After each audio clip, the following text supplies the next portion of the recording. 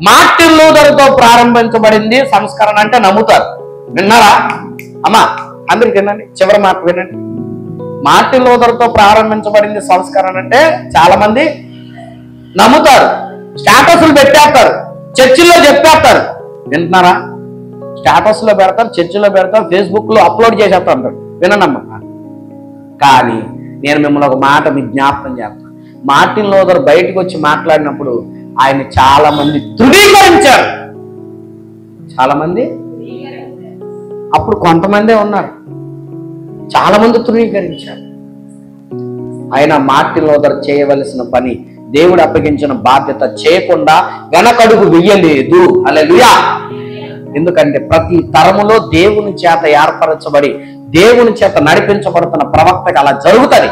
ఇప్పుడు కూడా ఓగిరి గారు నిలబడితే ప్రపంచంలో ఉన్న క్రైస్తవ సమాజంలో చాలా మట్టుకు వ్యతిరేకిస్తారు, చాలా మట్టుకు. కానీ పని చేయడం మాత్రం దైవజనుడు ఆగడం. మనం ముందు గుర్తుపట్టాలి.